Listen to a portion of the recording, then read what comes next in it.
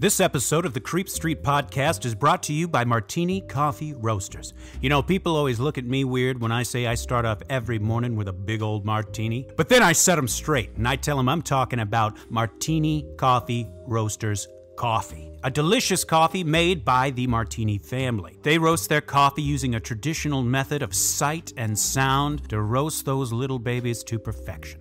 And they also sell green coffee beans for those home roasters out there. And right now, fans of the Creep Street Podcast can get 20% off their entire order by using the code CREEPSTREET at martinicoffee.com. Once again, for 20% off your order, use the code CREEPSTREET at martinicoffee.com. Martini Coffee Roasters, the perfect coffee to keep you creeps caffeinated. You've taken a wrong turn down Creep Street.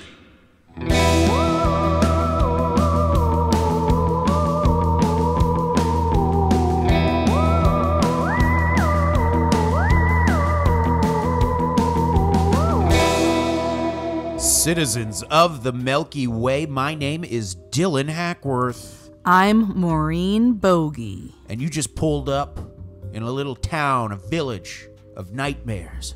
Ooh. And you just happen to come down a little boulevard we call Creep Street. That's right. Welcome.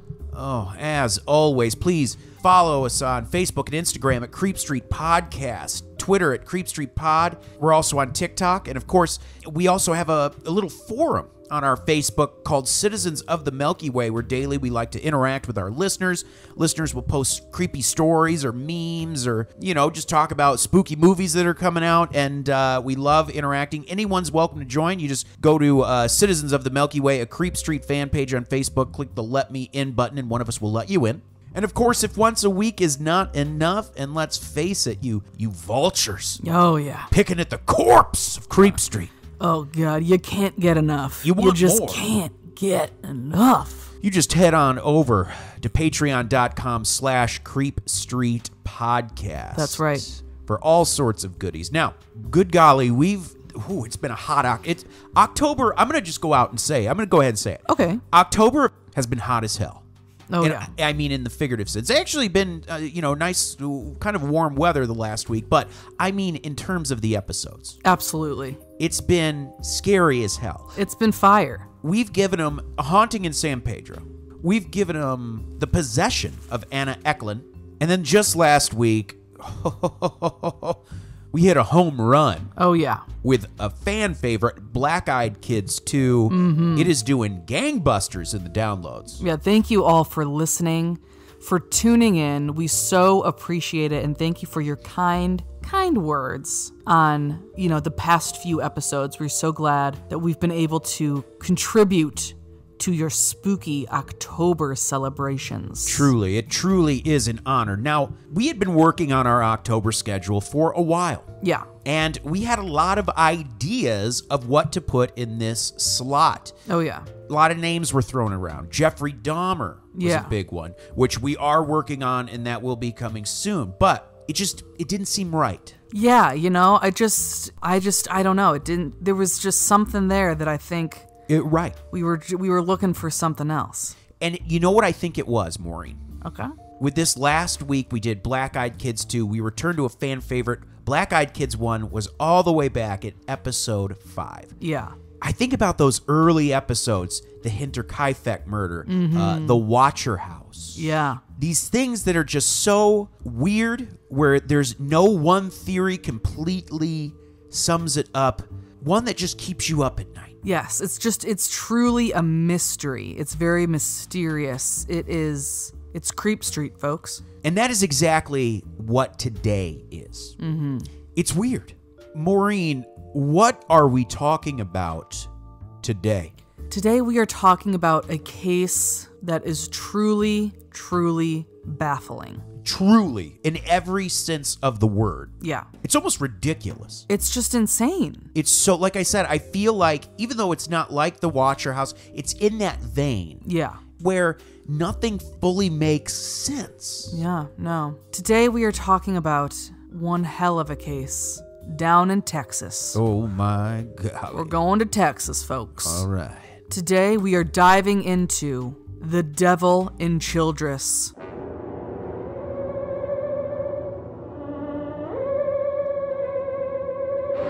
Oh boy. Maureen, take us there. Take us down this tunnel of terror. Oh, ooh, I like that. A tunnel of terror. Yes. Well, I have two sources for today's episode. Okay. One is an article from Mysterious Universe called Satanic Cults, Mysterious Deaths, and Conspiracies at a Town in Texas by Brent Swancer. And then I have a great article called Possessed by the Devil. This was by Skip Hollinsworth at Texas Monthly. Just those titles of those articles should let you know we're in for a weird one. Oh, yes. And we just thought, what a great way to cap off October with something that just truly is unexplainable. Absolutely. In every sense of the word. It's not a haunting. It's not a this or a that. It's just so baffling. Yeah, absolutely. Now, Childress, Texas is a small town in West Texas. It's a former railroad town, and at least at the time of this story, which is the late 80s, there was a prison nearby, so that offered up a lot of jobs for the area, and there was a hospital in town, so that also offered up jobs for the area. So it wasn't like a completely middle of nowhere kind of town. There was stuff going on, but it was still small enough that everyone kind of knew everyone, and you know, it's definitely still a small town. Okay, all right. Now, because everyone knew everyone had an opinion on Tate Rowland. Uh-oh. Oh, boy. Tate Rowland was a 17-year-old kid living in the area, and some people really loved him, and some people thought that he was, quote, a real kick in the pants. Whoa, this is a family program, Maureen. Oh, come on, I'm so sorry. I'll have to bleep that one out. Oh yeah, a real kick in the shorts. Wow. Apparently, the Attorney General, David McCoy, called him a, quote, rabble-rouser. I get the vibe. You know what I see in my head? I see Billy from Stranger Things. Yeah, I kind of get that vibe, too. That's the kind Except maybe a little bit not as intense, not as, like, rough as him. Maybe he's not quite... I don't know. Maybe he is. Yeah. I don't know. Just that persona, maybe. Yeah. Maybe not as extreme or whatever, but that persona... He's a bit of a bad boy. Yeah, a little bad boy. At the time, once again, this was the late 80s, 88, he was dating a girl named Karen Heckler. And one time, someone named Bobby Reynolds was hitting on her, so Tate decided to get in a fight with Bobby Reynolds. And Bobby Reynolds broke Tate's jaw in just one punch. Well, you hate to hear it. You do. You hate to hear that the guy hitting on your girl broke your jaw. Yeah, that's hard. That's a tough break. It really is. Now, Attorney General McCoy said this about Tate, quote, I don't think Tate ever won a fight, but he would fight a buzzsaw. Yeah. Wow. So he was kind of a rascal. Kind of a rascal who always would lose fights. Yeah. But you know what? He always got up. I guess you got to admire that. He's very scrappy. He's scrappy. Like. Even if he's getting his ass whooped, he's always getting back up. Yeah. Now, here is where it's definitely, we take a turn, and it's not just him being a little bit of a rabble-rouser, a little bit of a naughty boy. This is bad. Okay. In January of 1988, Tate was arrested for assault after he apparently jumped over the counter at a convenience store that Karen, his girlfriend, worked at and started choking her. Oh, boy. Yes. So maybe he deserved that broken jaw. Yeah. Well, here's the thing. That was something I've heard is that their relationship was very on again, off again. Oh, yeah. They would get in screaming matches, break up, then get back together, that sort of thing. A very tumultuous relationship. Yes. Very volatile. Yes. Rough. It was a rough one. Now, apparently he was never indicted, and apparently during the trial, during the lunch break, Karen and Tate were seen hugging, and they made up. Not they didn't, get back together, but they put it to bed. They decided to move on. Okay, so did they call off the case then, the trial? I don't really know exactly if they called it off or if there just wasn't enough evidence or, I don't really know exactly what happened there, but the trial was cut short. Goodness gracious, okay. Now, soon after this, Tate went to go live with a relative in Louisiana. And this was because his dad, Jimmy Rowland, always had a really bad feeling about Karen and didn't like that Karen was apparently 5 years older than him. Oh, that's something I did not know. I figured they were like both in high school or something. Right. But that only came up in one of my sources, so maybe she wasn't actually 5 years older than him. I don't know, but if she was 5 years older than him, that's weird to me. That's not that the woman can't be older than the man. It's just at that age, I find it weird. Yeah, like you'd think she'd want to be with guys her own age. That's kind of strange. That's just something I didn't know about that relationship. Yeah. So Tate had to go cool his heels over in Louisiana. That's right. But apparently in the spring of 1988, so just a few months later after this happened, after the assault, Ooh. or the alleged assault, however you want to think about it, Okay. Karen got married to someone else. So how long was he gone? Just like a couple months. Okay, so that's already weird. Yeah. Like within the span of a couple months, she meets someone and I guess so. gets married. Okay, so that's also weird. So these are a couple of weird folks, probably. Yeah. Not to throw shade. Don't know them personally. No, I think it's okay to throw shade. I mean, obviously, the assault part, yeah, you throw shade at that. Her, I mean, I don't know. That just, well, okay. All right. Maybe she was swept off her feet. Yeah, who knows? So this really shocked Tate. Now, a lot of Tate's friends said that Tate really bounced back quick after this and he was okay, whereas some other friends said that they noticed Tate was depressed, especially after a few drinks.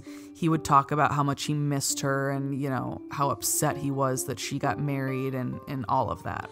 I'm sure it was a little of both. I'm sure there was times where he felt good and times where he was depressed. I'm sure it was a little of both. Yeah, absolutely. Well, it's got to be a shock. Like Oh, literally a huge few shock. months? Yeah. Now, on July 22nd, 1988, Tate was acting normal. It was just a normal day for Tate.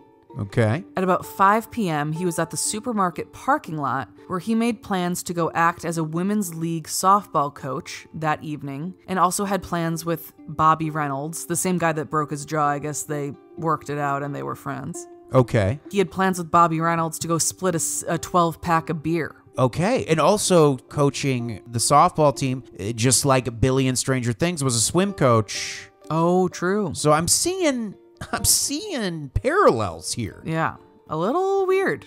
Then a younger friend of his named Chad Johnston and Tate drove away together out of the parking lot at about 5 o'clock. His friend Chad was 15 at the time, and he was quiet and not quite as, popular per se as Tate. Okay. He was new to town, and he really liked hanging out with Tate because Tate kind of made him feel better about himself, and Tate always offered some excitement and things like that. Okay. Now, Chad said that Tate and him had driven into a small grove of trees where they decided to hang out and listen to music. After a few beers, Tate strung a rope over the limb of an apple tree and announced that he was going to hang himself. Chad thought Tate was just kidding, and so Chad then walked behind the car to go throw a beer can into some bushes. I don't do that, but that's what he did apparently. Yeah. And when he came back, apparently 3 minutes later, Tate was dead, hanging from the apple tree. So Chad polluted? Yes. JK. So literally he steps away for a moment to toss a beer can. Yeah. Comes back and apparently Tate has hanged himself. Yeah. Now, were they... He said he thought he was kidding. Yeah. So they must have been in somewhat good spirits when they were just hanging out listening to music. Right. Wow. But here's an issue with the story. There were 2 visible rope burns on Tate's neck. One above his Adam apple and one below his Adam's apple. Now, this is weird because when someone is hanged, the body weight pulls the chin towards the rope, so the rope mark is above the Adam's apple. So why was there also a rope burn below his Adam's apple? Right, because that would imply someone else. Right. But then 2 days later, the friend, Chad, was brought back in to be interviewed again by the police. He had a different story this time. Okay, story's changing on us. Yes. So then 2 days later, he's back being interviewed by the police. This time, Chad said that Tate had tried to hang himself twice. Apparently, the first time the rope broke, and Tate said, "I can't even kill myself." Oh, God. Then they went back to Tate's house, got another rope, went back to the tree, and then hanged himself. And Chad just kind of went along for the ride. Yes. Interesting, okay. Chad said that he told different stories because he was afraid that he would get in trouble for not trying to stop Tate from killing himself. Interesting. Okay, which, you know... He's a 15-year-old kid, so you gotta remember that. He's not thinking clearly. Who knows? I mean, yeah, maybe it is something fishy, but like you said, like at age 15, I don't know. I don't know. It's just a thing that it is what it is. I don't know what to make of that. I know. It's very weird, and it is also like, why didn't he try to stop him from killing himself too? Maybe he did try to stop him and it wasn't working. I don't know. Chad had said that Tate had been previously talking about suicide and that it was because Tate was so upset over Karen. Okay. So the sheriff's department ruled the death as a suicide. The county judge thought there was no reason for an autopsy, and so Tate's body did not undergo an autopsy and it was just prepared for burial. But of course, rumors immediately started swirling around Childress. Yeah, I'm sure. And even at the funeral, rumors started floating around. Apparently there was a woman dressed in all black with a veil covering her face who mysteriously slipped into the back row of Calvary Baptist Church.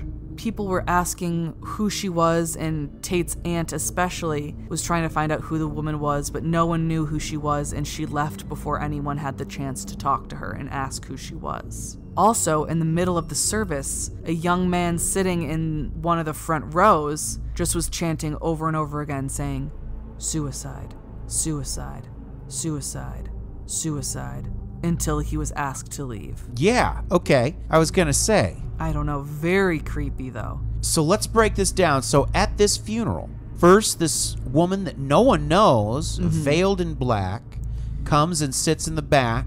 Yeah. And then you also have this person in the front row repeatedly saying suicide. See, this is what we meant. This is the ingredients here. Yeah, so weird. We're getting these strange ingredients, and folks, it's only going to get weirder. Yeah, big time. A few days later, after the funeral, the Childress Police Department got a tip from a high school student and said that just about a quarter of a mile away from the tree where Tate hanged himself, there was something that the police needed to see. And there they found a cow skull lodged in a small tree. And beneath the tree there were logs and a pile of rocks. And the police thought that this looked like an altar. God almighty. Okay. Oh, baby. We are stirring the pot, the Halloween pot. Another night, apparently an officer was driving past the cemetery and saw a figure standing at Tate's grave. When the officer came back later to check, he found spit all over Tate's grave. Oh, and it was like tobacco spit, wasn't it? Oh, yeah, I think so, yeah. Yeah, it was like brown. Yeah. Yeah. So gross and weird. That's so strange. Some people said that they saw a burning cross over Tate's grave, and an unsubstantiated claim said that a school teacher's dog was stolen and sacrificed. Okay, that one's probably a little harder to... Right. But apparently the cross, they found it was not actively burning, but it was like it had been burned. Yeah. And it was laying on top of his grave. Yeah. What the hell is going on? It's crazy. It's so weird, and it's only gonna get weirder. So the rumor mill just does what it does and starts shelling out rumors left, right, and center. Amen, baby. People were saying that Tate was a member of a cult and been killed by a fellow cult member because Tate would not bring a blonde-haired, blue-eyed child to be sacrificed to the cult. Now, I don't know where people got this idea, but this was a rumor that was going around that people were really believing, I guess. Yeah. I don't know. Wow, okay. Now, some people say that the child was supposed to be either one of his stepmother's daughters or one of his sister's daughters. Her sister's name was Terry Trosper, and maybe it was supposed to be one of her blonde children. Oh, okay. That's interesting. But what's really strange is at this time, when these rumors were going around, strangers in cars really did start showing up at the grade school parking lot trying to pick up little kids. Like trying to abduct children. No shit. Really? Yes. Whoa. Okay. And once again, this is a small town, so it's not like it's normal for just like people you don't know or recognize to be in a parking lot. Exactly, especially at a school. Oh my God. And this might be unrelated, but who knows? Right. And no arrests were ever made in the attempted kidnapping case. Now, around this time too, a woman living in Childress, a mother, she said that a few days before Tate's death, she saw a group of teenagers in a park gathering gravel and while listening to a heavy metal song that had mentions of Satan in it. After these teenagers left, this woman went and checked out what they had done with the gravel, and apparently she said that the gravel had been shaped into a perfect circle, and outside the circle was written 666. Okay. Now, there was a girl from Childress that was visiting Lockhart, which is another area of Texas, and apparently, while she was there, she had a dream of a boy being hanged by a satanic cult. The Childress girl said that the cult met at an abandoned house with a red light in the porch in a town of Kirkland, which was just east of Childress. Okay. She said that parents were involved in the cult and that they had run down a boy with a car just a few years earlier. The sheriff's deputy looked into this, and apparently there was a house with a red porch light in Kirkland that had just recently burned down, and that a couple years before this, a 15-year-old boy had been hit by a car and killed while walking home one night. Oh my God. Yes. And this came to her in a dream. A dream. Holy shit. Yes. See, this is where it gets so fucking weird. It's just weird. It's so weird.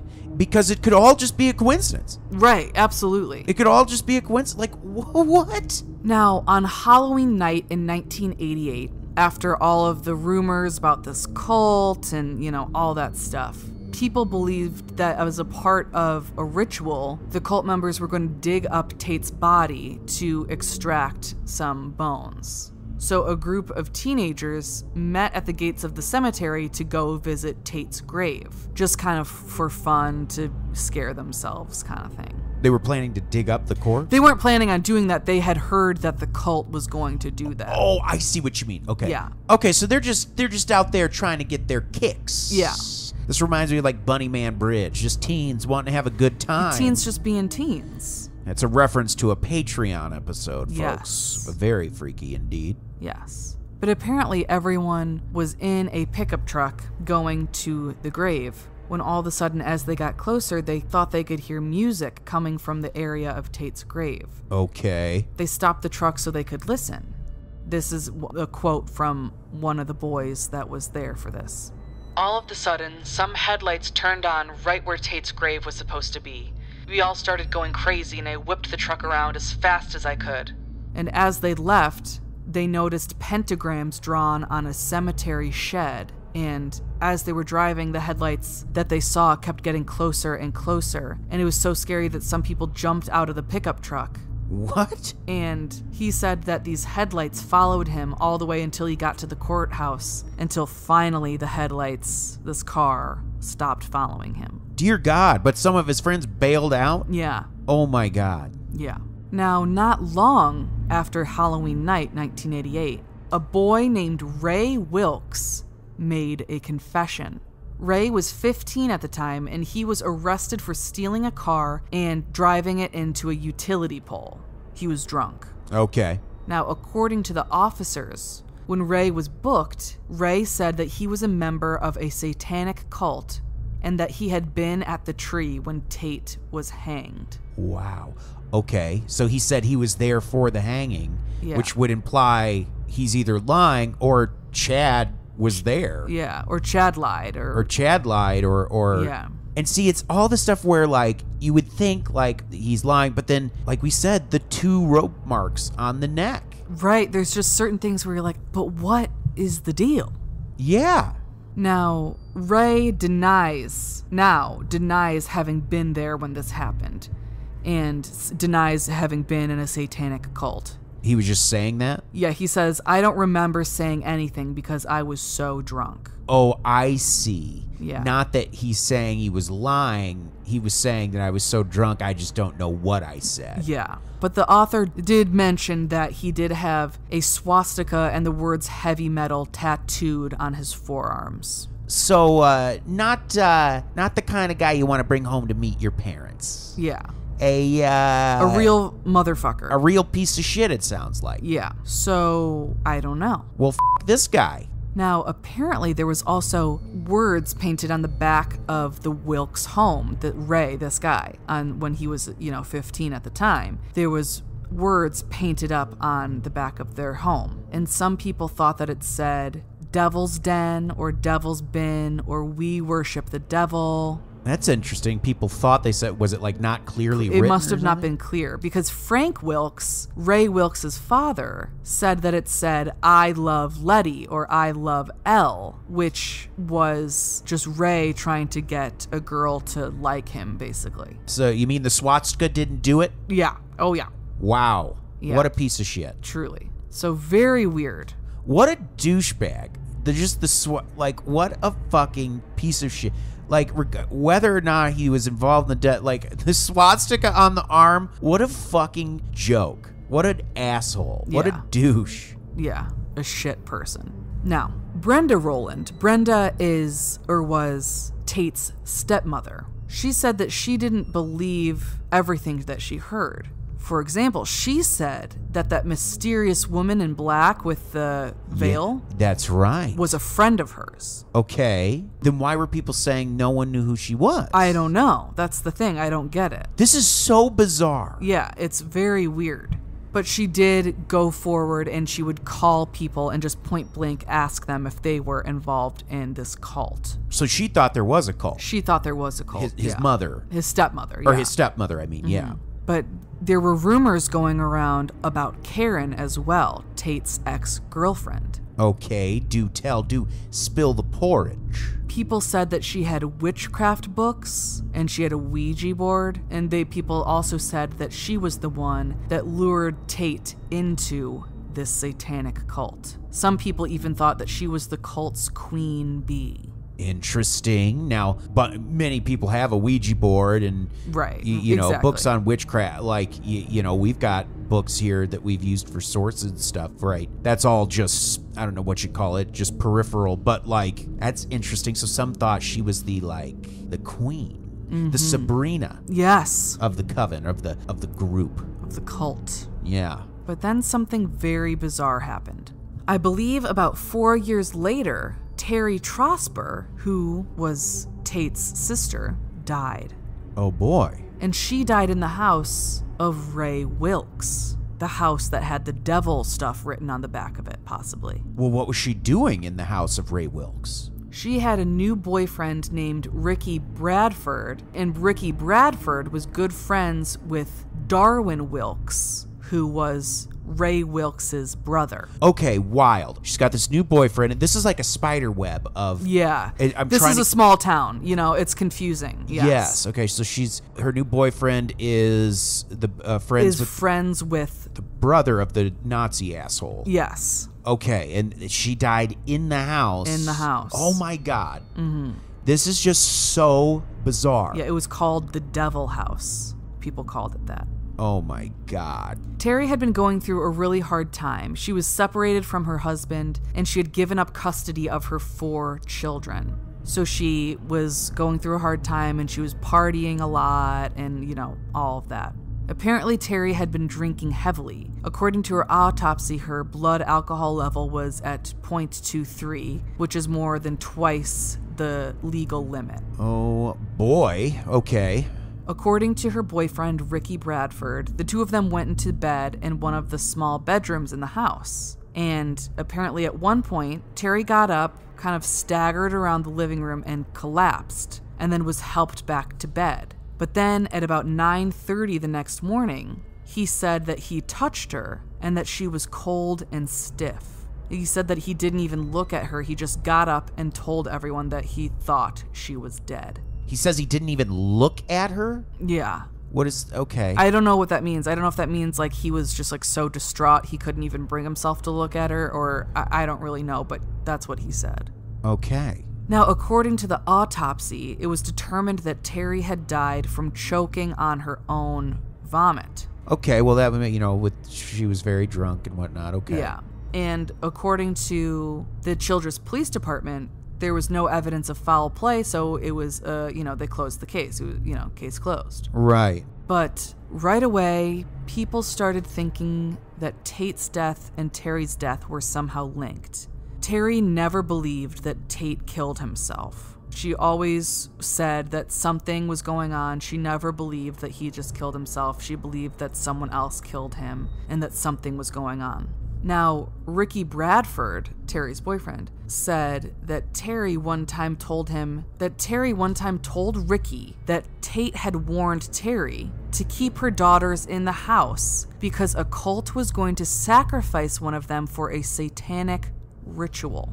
Well, thanks for the heads up. Yes. Wow. I'm almost having trouble following. I know, it's crazy. Do you know what I mean? Basically, at this point, what is happening is it seems like it's possible that Tate told his sister, Terry, that a cult was going to try to sacrifice one of her children. Okay. Wow. Okay. So Tate was, if not in a cult himself, was aware of a cult. Yeah. This is just so fucking crazy. So insane. So this is kind of confusing here because it's like someone dated someone's brother and the brother of this person is that person, blah, blah, blah. But essentially what we need to know is that some people said that Darwin, who was, once again, just to be clear, was the motherfucker swastika guy's brother, who was the house was where Terry died. Right. He was there, Darwin. Apparently he would say that he worked for the devil and that knew the devil personally. Now, some people said that the Wilkes brothers had been seen wearing black capes, using Ouija boards, and loading goats into a car. And also that Darwin had once asked someone to join them in a graveyard to go call up spirits. Oh my God, so Darwin's a part of this too? Possibly. Holy God. But Darwin had this to say. Oh shit, me and Ray do crazy things when we get pissed off at people. We say we're masters of Satan and we say horns are going to come out of our heads. But that's just us having some fun. We don't believe in nothing. We're atheists. All these rumors about devil worship in the town is just made up bullshit by people who are scared. So there you go. I mean, it's all just fog to me right now. It's crazy. But now here's the deal. The sheriff, he went to jail himself for dealing marijuana. Okay, so the town sheriff, yeah, was dealing a little Mary Jane on the side. Back in the 80s. In the early, 80s, 90s. Hey, it's legal in Illinois, baby. Now it is, but not then. You just walk down the street and buy some weed right now. Different time. So, a new sheriff came in, and his name was Reese Bowen. Now, Reese Bowen started re-interviewing witnesses, went back to double-check the story of that girl who had the dream of the house and all that stuff. But then just a few weeks after Terry's death, something very strange happened. Darwin Wilkes attempted to kill himself by swallowing 25 to 30 tablets of Elavil. Oh, God, okay. Yeah, which was a mild antidepressant, and it has tranquilizing effects. He left a suicide note that read, I know something that the cops don't know. I know who killed Terry. I can't live anymore. Oh, my God. But here's the thing. Darwin survived his suicide attempt. Oh, my God, this is wild. Yes. And when he recovered, he said he didn't remember writing the note at all, and he certainly had no idea who killed Terry. Oh my, I mean, I don't even know.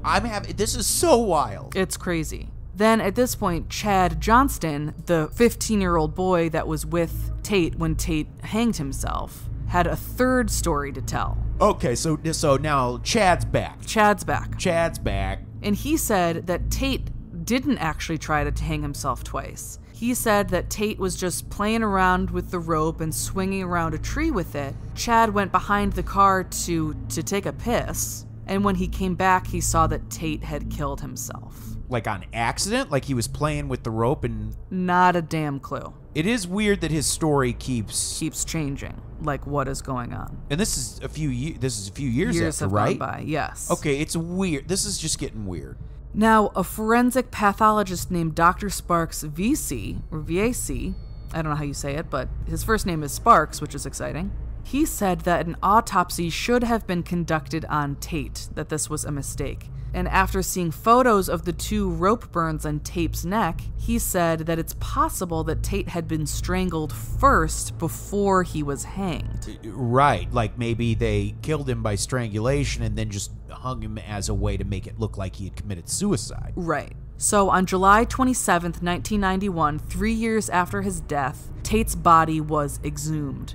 But unfortunately, Tate's casket was not airtight, so the body was pretty intensely decomposed. However, they did find something very interesting in the autopsy. Okay. They found traces of Eleville in his system.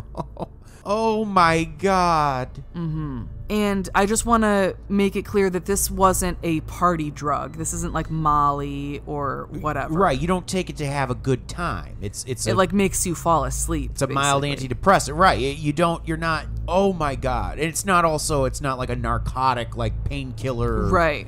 You know that you could get addicted. It's oh my God, that is okay. I'm just gonna shut my mouth. Keep going. I know. It's crazy.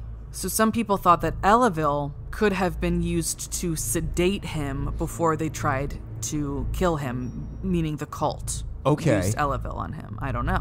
Now, the forensic pathologist Dr. VC, or VAC, did an autopsy on Terry, Tate's sister. The sister, okay. And he said that it was unlikely that she choked on her own vomit since she was laying face down. Okay. Now, it's worth noting that the first autopsy was conducted by a Dr. Ralph Erdman, and he had been indicted on 2 counts of misconduct. Okay. Now, in what regard? I don't know. I'm not sure. Now, less than a week before Halloween of 1991, the new autopsy results were announced that Terry had died from asphyxiation, most likely smothering. Apparently, there were contusions on her body, especially her inner thigh, and bruises inside her mouth, indicating blunt trauma, likely incurred during an assault. And another thing was found during the autopsy. There were traces of Eleville in Terry's system. Hang it up. This is just... Oh my God, so then it begs the question, was that first fucking doctor in on it? Right. Were the police in on it? Is this whole town in a fucking cult? Yeah. Now, Dr. VC said that he could only be 70% certain that Terry's death was a murder. He couldn't be certain that it was a murder, but it seemed like it was a murder.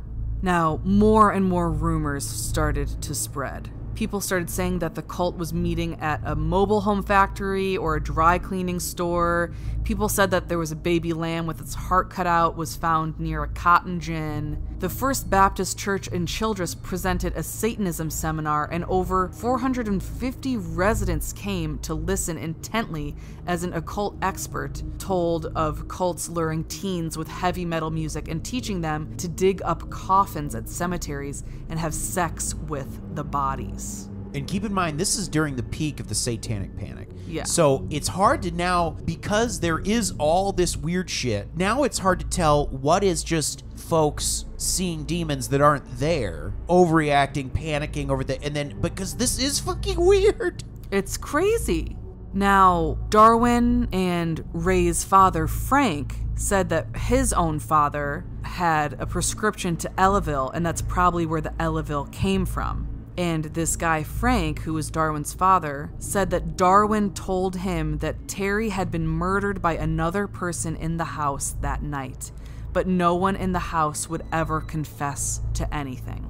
Wow. Then, I believe this was in 1992. I could be wrong, but I'm pretty sure it was in March of 1992. Frank and Darwin Wilkes went to the sheriff's department to say that Ricky Bradford, aka Terry's boyfriend, had admitted at a barbecue that he killed Terry. Nothing like a barbecue to bring out the confessions. Yeah, exactly. Ricky said that he had nothing to do with killing Terry and that Darwin was just trying to set him up and that just wanted to get the reward money. And Darwin did get the reward money, did get $1,000. And Darwin eventually took a lie detector test with the police and failed the lie detector test when asked if he smothered Terry. Oh my God. But then later, Darwin took another lie detector test and passed it. Okay, this is just fucking insane. Yeah. This is absolutely insane. This is maybe one of the wildest stories we've done. I think this is truly maybe the wildest fucking story we've ever done. Yeah. It's crazy. Everyone in this story sounds like a fucking idiot. Yeah, truly. Truly. Truly. Everyone, whether they're guilty or not, they all sound like fucking morons. Yeah. They all sound like fucking morons. Yeah. I mean, the Attorney General's house then burned down. Okay. Maybe a coincidence, maybe not, I don't know. A few weeks later, a middle-aged couple was found in possession of strange works of art. That's what my source Strange said. works. Okay. Fuck. Okay. Some of the art was pornographic and some of it was satanic. And apparently in the house there was a thick metal rod that looked like a staff of some kind. I don't know why this middle-aged couple was like searched. I don't really know why that happened, but that did happen in the town as well. Oh my God. So it's like really unclear what's going on. That's kind of like where it ends. You mentioned before, this was at the height of the satanic panic and people just were freaking out about everything. And there's never been any concrete evidence found that there was a cult in Childress. And yet there was all this weird shit. This Ellaville. Yeah, the Ellaville is what really gets me. Popping up in every... Oh my God. I cannot wrap my head around this. That's what really gets me because a lot of it seems like it could have been explained or could have been a coincidence or could have just been the satanic panic. Wow. But the Ellaville is what really gets me. It's like, how did all of them have traces of Ellaville in their system? Maureen, thank you for doing that research. Yeah. I mean, what do you think is going on? I think it's a little of everything. Yeah. I don't know if there was an actual cult. Right. Maybe there was. I think there were some shady people who did some violent things. I also think a lot of them were just so fucking stupid. Yeah, totally. That they probably couldn't help but make themselves look like they were guilty also. Yeah, because true. they're fucking stupid. Yeah, truly. But then you got this, and I know like polygraph tests are like, they say they're not trustworthy, but it's like, so he fails one but then passes none. Like, what the fuck is going on? It's so weird. It is so bizarre. I personally have no idea what's going on, and I would love to hear what you all think. Feel free to reach out to us at creepstreetpodcast@gmail.com or reach out to us on any of our socials and let us know what you think, because this is one hell of a case, and I have no idea what's going on.